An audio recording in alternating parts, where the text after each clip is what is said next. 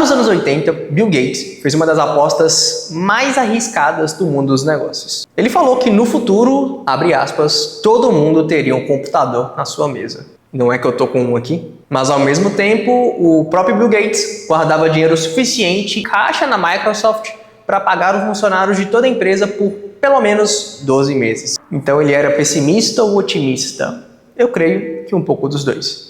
E é exatamente essa habilidade de balancear o pessimismo e o otimismo no curto e no longo prazo e como ela impacta os seus investimentos que a gente vai discutir no vídeo de hoje. Eu imagino que ser pessimista no curto prazo não significa de forma alguma esperar que tudo dê errado e que o seu mundo acabe. Não é ser derrotista, não é você ficar com a cabeça para baixo, mas é você muitas vezes ser realista. É você se preparar para o pior cenário. Você ter a sua reserva de emergência, você ter ali um colchão financeiro bacana para você suportar por algum tempo quando as coisas derem errado.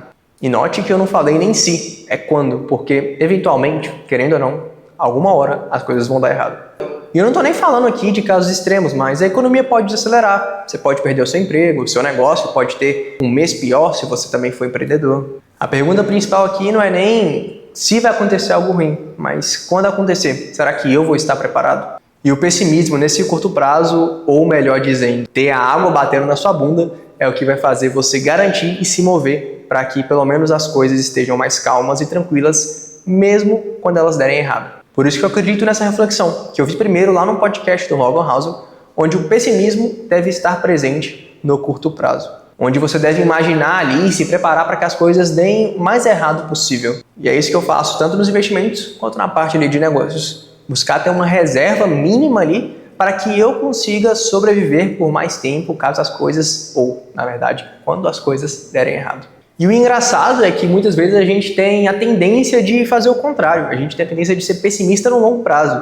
Então a tendência de que o mundo está sempre ruim, as coisas só estão piorando, hoje está pior do que antigamente, quando na verdade a gente tem diversos avanços em termos de tecnologia, de saúde, de medicina, onde a gente não via de jeito nenhum há 50, 60, 100 anos atrás. O meu sócio tem até uma reflexão que ele trouxe para mim esses dias, de que os maiores reis e imperadores que viveram na Terra há 1000, 2000 ou até menos, 500 anos atrás, hoje tem uma qualidade de vida muito menor do que uma pessoa de classe média, por exemplo. Enquanto a gente tende a ver o pessimismo, a gente é atraído muitas vezes por esse viés da negatividade. Agora, quando a gente muda o prazo para o longo, aí entra a parte do otimismo. Mas não um otimismo de acreditar que no final tudo vai ficar bem, que com um bom planejamento, com bastante trabalho, com humildade, as coisas vão ir para cima. Não necessariamente em linha reta, mas que elas vão melhorar. Não tem nada garantido, muitas coisas vão dar errado e a gente mal sabe, mas olhando para o longo prazo, olhando ali num prazo de 20, 30, 40 anos, a tendência é que as coisas melhorem. E que se a gente suportar todo esse período, conseguir se manter ali no jogo, a gente também vai colher esses frutos. E isso vale muito para o mercado de investimentos. Observa aí, por exemplo, desde a criação da Bolsa de Valores, os últimos 100, 50 anos da Bolsa de Valores, o retorno histórico médio é sempre positivo e é para cima. Por mais que no século XX tenha ocorrido 2 guerras mundiais, uma bomba atômica sendo lançada, diversas pandemias, como a gente viveu recentemente a pandemia da Covid, a tendência no geral é que no longo prazo isso seja superado e as coisas andem mais para cima. Trazendo um pouco mais para a prática, o que eu acredito é que no curto prazo a gente realmente tem que ser o mais pessimista possível.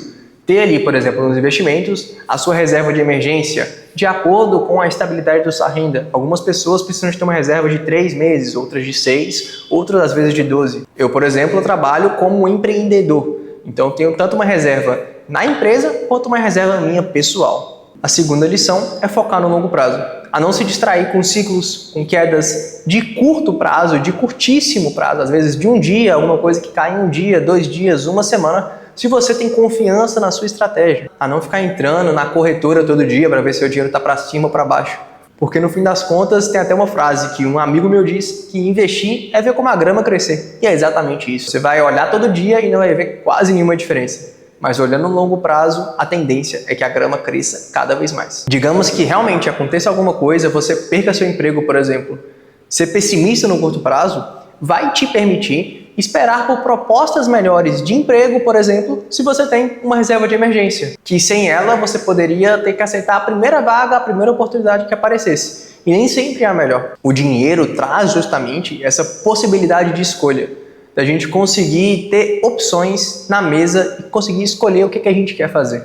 Então a lição final que fica nesse vídeo é: invista como um otimista, mas poupe como um pessimista. E me diz aqui nos comentários o que você acha, se você acha que faz sentido, se não faz sentido, por que faz e por que não faz. Até o próximo vídeo.